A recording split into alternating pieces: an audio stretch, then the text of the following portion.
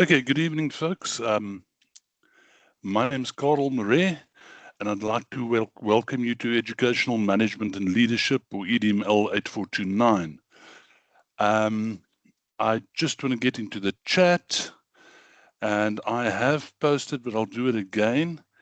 I'm not sure if you guys have got a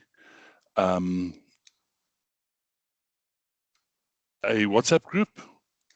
I hope so. If somebody could just paste the link to this room in the WhatsApp group. I'm not sure everybody knows where to go. Can I just have a hands up or wave or something just to confirm that you can hear me?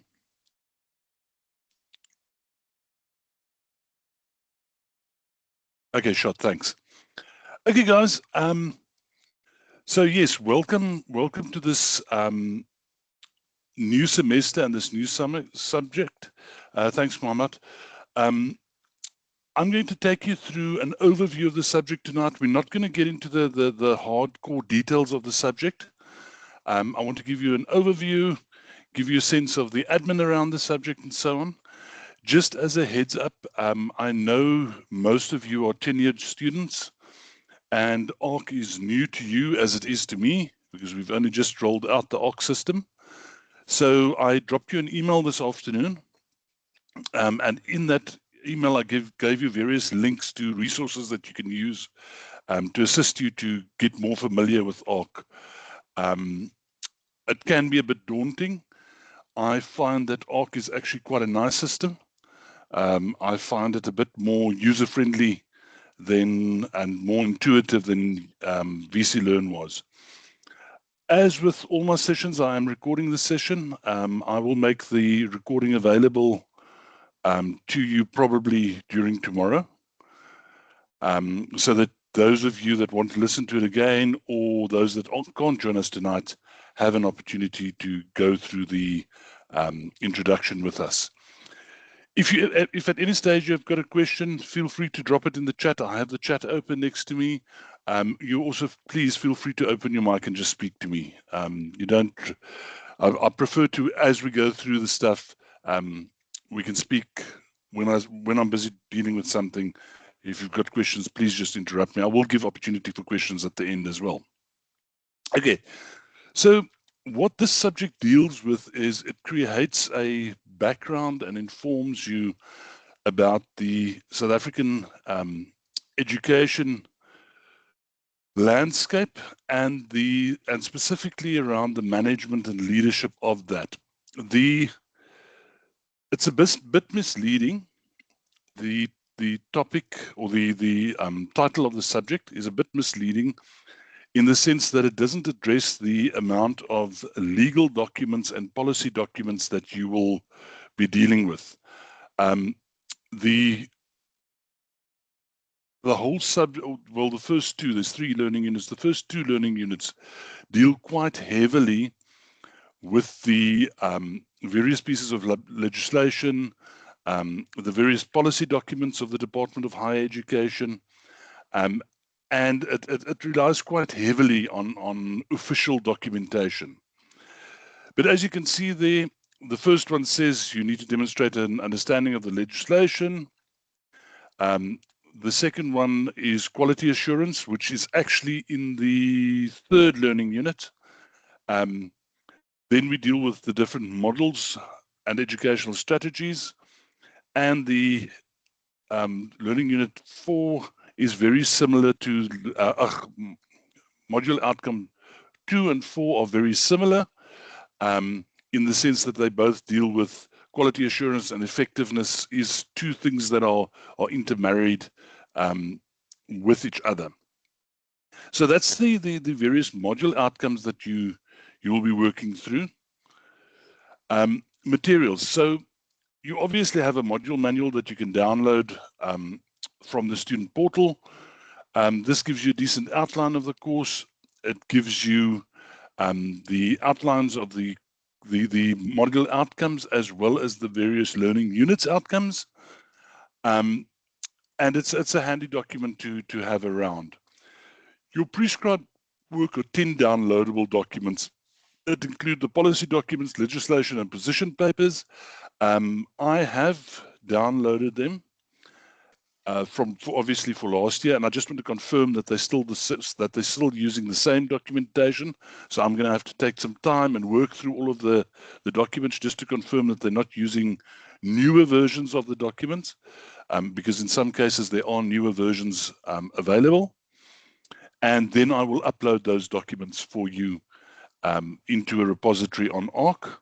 I haven't done it yet, as I said. I just want to check, but I will do it in the next week or so. So then it's easier for you to get to them, because I find that sometimes, even though we take great care with the links that we provide you, those links are sometimes down. I know all the documents were checked in November of last year in preparation for this year. But yeah, it does happen that some of those links chain and so on. And rather than each one of you individually getting frustrated trying to download the documents from a broken link, I will rather get frustrated once and confirm that it's the same documents and then just upload them for them. What I won't download, and you'll have to do that and check that out for yourself, are the various articles that there are per learning unit. So we have these 10 core articles or 10 core documents that we use as prescribed text. And then each learning unit typically has a couple of articles and so on. I'll also add to those articles some of my own articles that I have come across. And as I continue to read and I come across something interesting, I'll also upload that for you. So that you have a broad understanding of the legislative framework, but as well as the managerial and leadership framework in which we operate in higher education. It is a very interesting field of government or controlled by government, and it's becoming more and more interesting as the private universities work towards, or I should say private higher education institutions. We haven't got any private universities yet, although legislation allows for us to become universities. We are busy working towards that. All the big privates are busy working towards that, and that is also going to have an effect on the landscape and a change in the landscape. Then, of course, you have got Arc. All your module information is on Arc. There's stacks of links, there's exercises, and you should use Arc to guide you through the work and through the semester. As a distance student, that is your key resource. I am your secondary resource. My email address was on the cover page. If you didn't get it, it's fine. I'll give it to you right at the end again. I'll give it to you verbally as well now. It's KAMARAIS@varsitycollege.co.za. That's KAMARAIS@varsitycollege.co.za. So it's KA Marais at Varsity College. In terms of the exercises on Arc, and I just want to move on, I think my next slide is the assessment slide. In terms of the exercises on Arc, and I'll drop you an email about this, they will also be your ICE tasks. So I will go look at the exercises that you've done, and if you've done 4 exercises and you've attempted them, I will give you the ICE marks for those 4 exercises. I'm not going to prescribe any of the exercises. At the end of the semester, or when ICE marks become due, I draw down the marks for the ICE. If I see you have 4 there and they were sufficiently attempted, meaning that you've not just written your name or not just handed in a blank sheet or something like that, but you've actually done the ICE task or done the exercise, I will give you the marks for your ICE. I want to urge you, however, not to limit yourself and just do the 4 so that you get an ICE mark. Please work through those exercises. They're very good, and the exercises are structured in such a way that they prepare you for these assessments. Now you can see our first assessment is due on the 4th of April, the next one on the 15th of May, and then the last one we're still waiting to hear when the summative will be due, but it will also be an assignment. It has always been. They haven't told me that they're changing it to a test.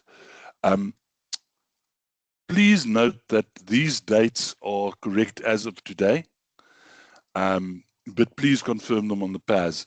Dates do change, and don't hand in them late and then come and say to me, oh no, but you told us on the first class. I'm sorry, Nawal, I've only just seen your message. Are the ICE tasks assignment 1 and 2 group tasks? This course has got no group tasks. I'm not sure. Sorry, let me rephrase that. The assignments, I've gone through them briefly, but they're not. I didn't see anything that they're group tasks, so they're not group tasks. I haven't worked through all the exercises on ARC. I doubt if there'd be any group tasks on ARC. There are ICE tasks or exercises there where you are expected to leave a comment on others' exercises, yes, but I haven't come across any group ones. Anel, the assessment on SharePoint, are they correct for term 1? As far as I know, they are correct. They were as recently as yesterday, I think there was an update. So yes, they seem to be the correct ones that are up there. Well, if they're not the correct ones, I also don't have the correct ones. Let me put it that way. So there gives you a sense of what you need to do for each one of those assignments. The first one specifically looks at the National Development Plan and how it influences educational policy in the different levels and across the different spheres of government. I'll speak a bit about the doing of these assignments a little bit later. The second one requires essay responses to key questions related to educational leadership and management. If I remember correctly, it's a question about distributive leadership. There's a very nice question about women in leadership in higher education, and I forget the third question. Please realize that you are at a postgraduate level. This qualification lies as a postgraduate qualification, and you are therefore expected to write and argue at a postgraduate level. Your arguments and your opinions should be formed by the policy documents and the various sources that you use. I will do prep sessions for each one of the assignments, and I break them down. The assignments, I break them down quite radically to what you need to do and how you need to do it. But the assignments are nice in the sense that they, like the first assignment, they give you 3 topics and you choose one that you write about, and the assignments are very broad. It allows you to express yourself on these topics, and for me, it's essential that I hear your voice coming through. You'll be doing a research module later on, and part of what these assessments are supposed to do is to teach you how to write at the level of a research module and to write at a level of a postgraduate qualification. So if you are simply going to answer the assessments by paraphrasing what the various documents say, you will not get a good mark. I need to hear your voice. I need to hear your opinion. And obviously your opinion needs to be based in the literature that's out there. I don't mind contrarian views. In other words, if you don't agree with literature or with some of the literature or with some of the policies, I'm very happy to entertain that. However, I want to see how you have formed that opinion. In other words, if you don't agree with the literature, the prescribed literature, or you don't agree with the policies, I don't have a problem with that. You then have to counter those prescribed literature and prescribed policies with your own literature that you've found and say, if we look at this literature, the policy that we have doing X, Y, and Z does not make sense. And you must hold forth a body of literature that shows that this is how you formed your opinion, and this is why your opinion doesn't necessarily agree with what the policy says, and this is why you're suggesting that the approach that we should follow is a different approach than the approach that policy prescribes. I'm very happy with that, and I'm very happy to entertain that, and having a contrarian view will not negatively affect your marks if you can argument it in that way. But the last thing I want to see from any one of you is a simple regurgitation of what the policy frameworks and what the acts and the prescribed material says. Just regurgitating that in your own words will not lead to a successful assessment for you. Okay. Assessment and ethical conduct. This module has in the past, last year was good, the year before that wasn't all that bright, suffered from plagiarism, copying, and misuse of AI. So I've included this slide. I am pedantic and proudly pedantic about referencing. Your referencing must be correct. The referencing style must be correct. I would advise you to, as soon as possible, learn how to use one of the electronic referencing tools. Personally, I use Mendeley. I don't mind if you want to use Citus for me. I don't personally like Citus. Many of my students also use the Word citing tool. More than happy for you to use that. But please remember one thing. If you're using one of these tools, garbage in, garbage out. You need to understand how the tool works. You need to understand what a correct reference looks like so that when you check your work, and at this level, you should be reading through your assignments before handing them in, and you should be able to identify when the referencing tool has made a mistake. And frankly, the referencing tools don't make mistakes. They reference wrongly because we have put in the wrong information into the reference tools. The advantage of a reference tool is that you need to only do it right once, and you can use that source 6 times, and the tool will always use it correctly.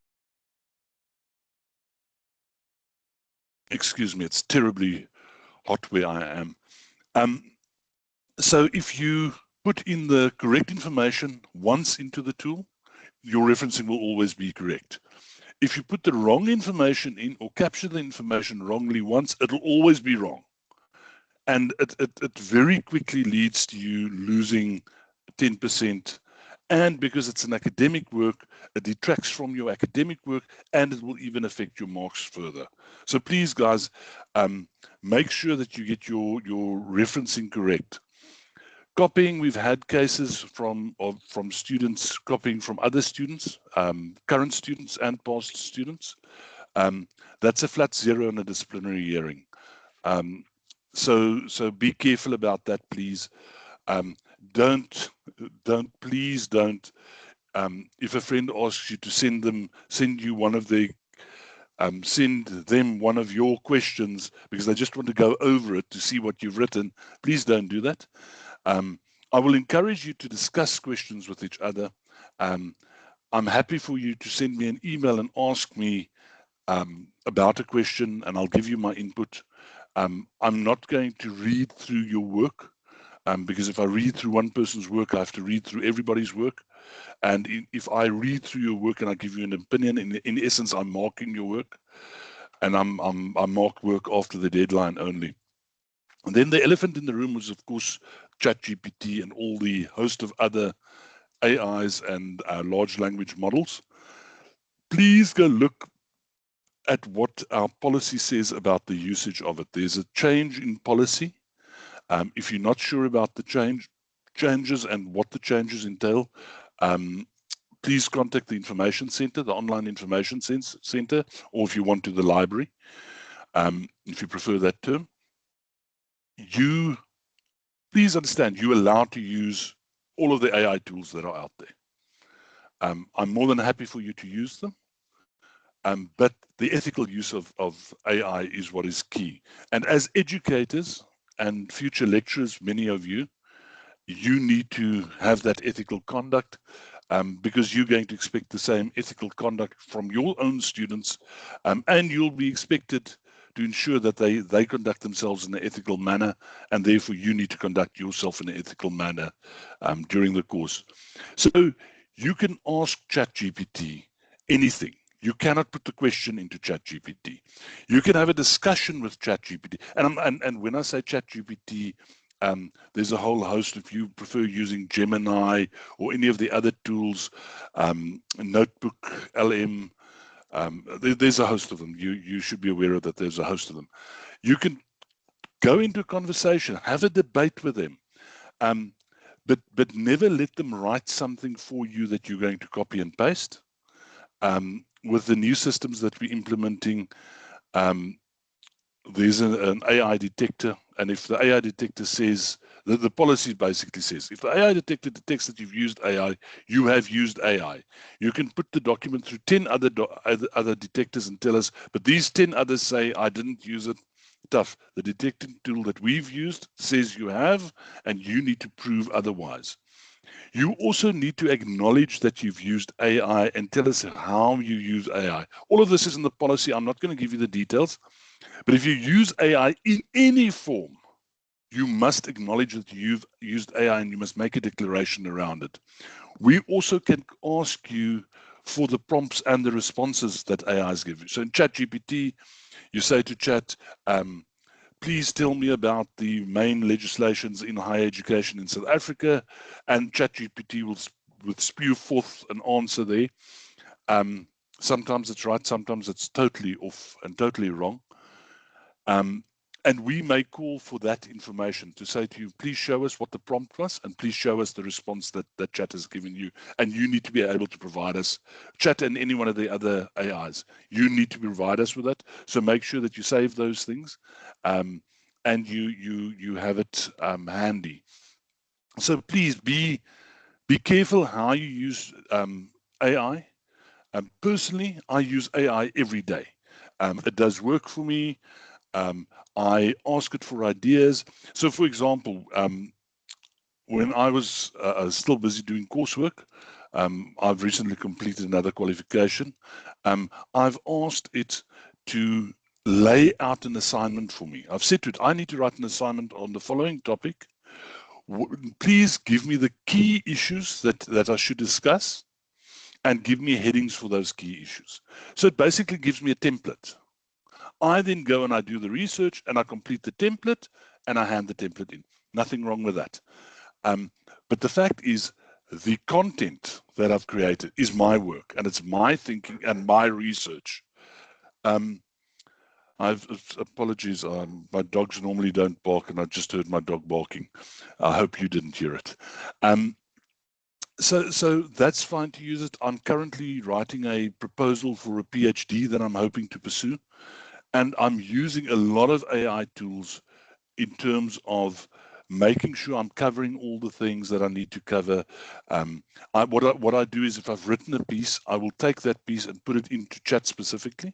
And I'll say to Chat, please give me, please work through this piece of work and tell me what I can do to improve this. I don't ask it to rewrite it and improve it. I ask it to tell me what I can do. So it'll say, well, this section is unclear. The relationship between the two factors that you're discussing is unsure.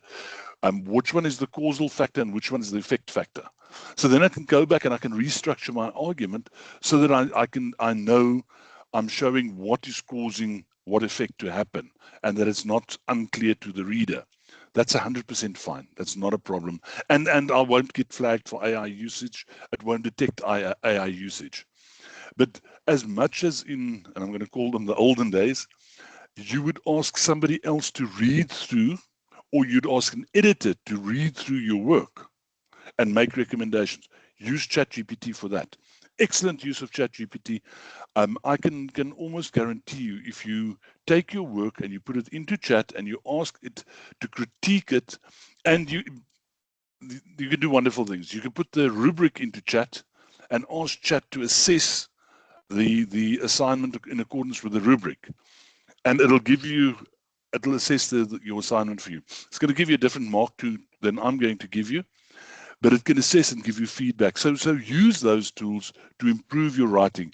But please, please don't copy and paste anything out of any AI into your work. Okay, I've been harping on a bit about that. Okay, so here's the crunchy part. This is what the course looks like.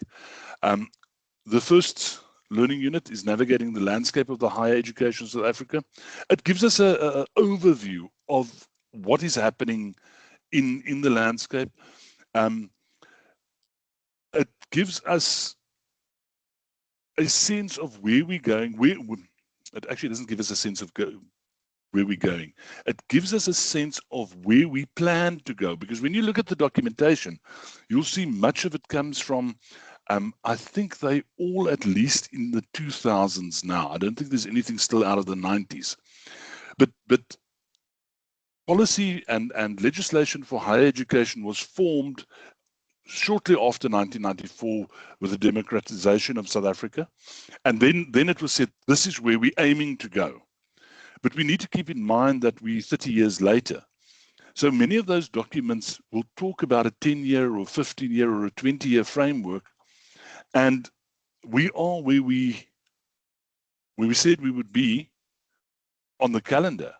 Are we where we said we would be in terms of what we've enacted and what we've done within higher education? And then it raises some of the current issues in higher education. When you're doing assignments, please look at what the legislation projected and when the legislation and the policy documents, especially policy, projected, and then say to yourself, so this is where we are today. What has happened? And bring that into your assignments. Don't say the policy said that by 2020 we would have blah, blah, blah, blah, blah, and leave it at that. Because then I'm going to say, so what? What happened but when we got to 2020? What happened when we got to 2025? Are we there? Because that'll be your voice coming through. That'll be you being critical about what has happened in terms of what was promised or what was projected to happen. Educational management and leadership is the second learning unit, where we will look at what leading and leadership is versus management and managers, and how they differ, and what makes them different and what makes them the same, and how this works within the higher education context. And we will look at the various leadership and managerial challenges that we face in higher education in South Africa. And then the last part is the institutional effectiveness and quality assurance, where we look at how do we make sure that what we're doing in higher education is pertinent to or is at the standard that we want it to be.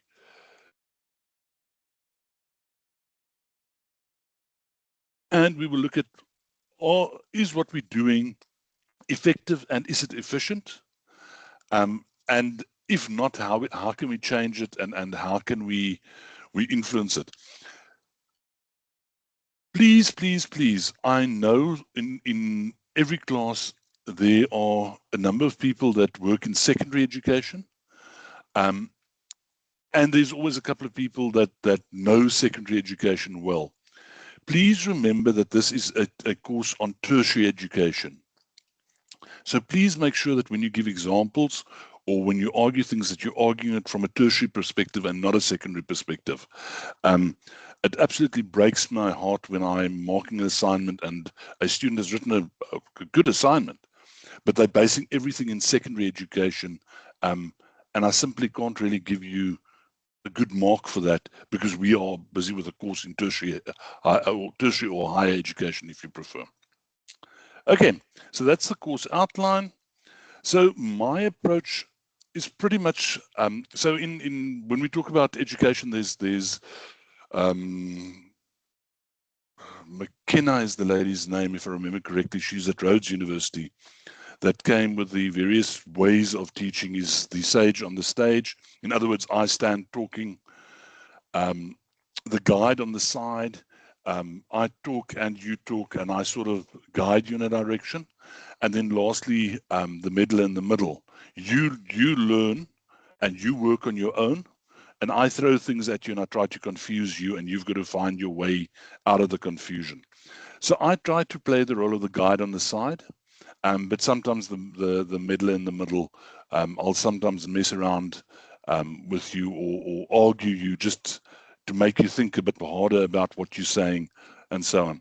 And the only reason why I do that is because that encourages growth. I want you to be able to leave this specific course knowing a lot more about how higher education works and the management of higher education, but also shaping your thinking around higher education so that you are more comfortable with the landscape and understanding how the landscape plays out. I will publish a pacer for you. It'll take another week or two probably before the pacer's out, but I'll give you a pacer and tell you what you should be doing on a week-by-week basis, what work you should be doing, when you should be working on your assignments, and so on. The tertiary part-time studies is a tricky thing when it comes to your family. I always encourage my students to speak to their family, speak to the ones close to you, and discuss your studies with them, and decide when are you going to study. It's difficult to make time to study, and if you say, I'll study when I have some spare time, you will never be working on this subject, and you'll be rushing and trying to, at the last minute, complete assignments.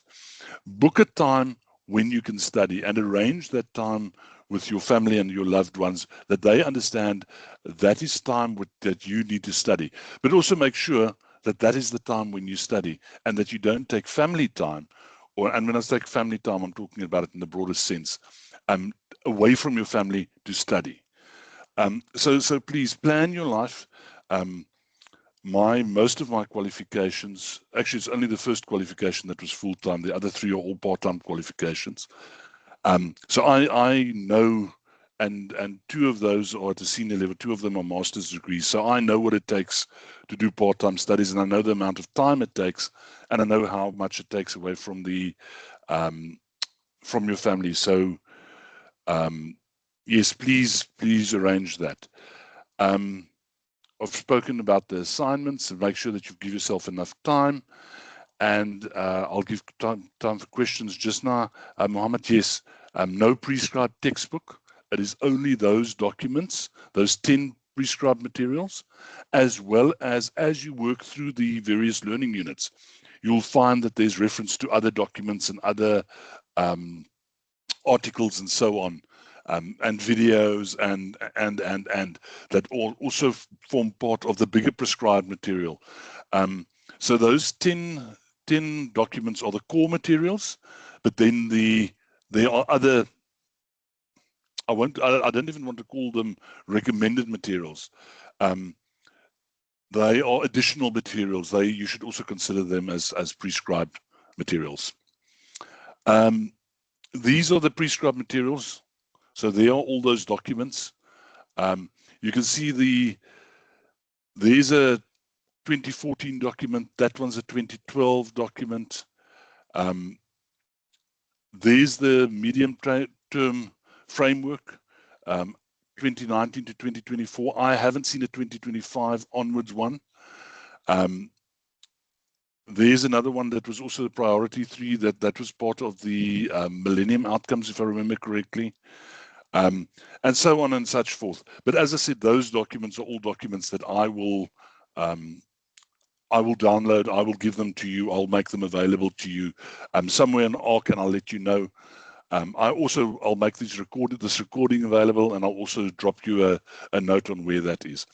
For those of you that didn't see my email address right at the beginning or could not catch it during the lesson, there it is, Karel Marais, @varsitycollege.co.za. Please feel free to email me at any stage. Drop me an email. I will respond within 24 hours. Weekends, I take a bit longer. I don't check my work email the whole weekend. So weekends, it might take a bit longer.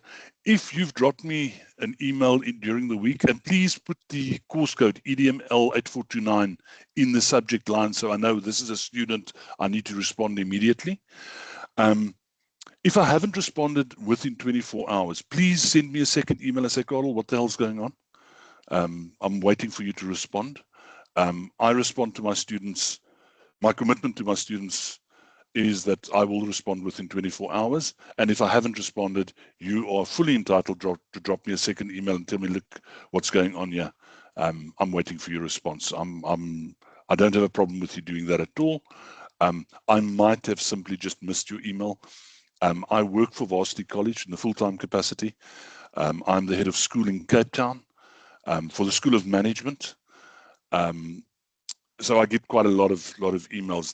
The reason why I am teaching management and leadership on an educational qualification is I hold a master's in business, but my other master's is in higher education.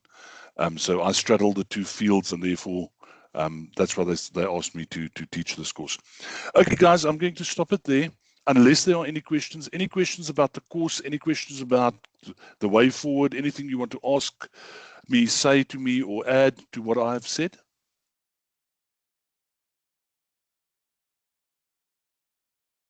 Okay, guys, please just also make sure that you're always checking your emails, as I will be dropping you emails in the next week and on what we should be doing, and I might drop you some materials and so on.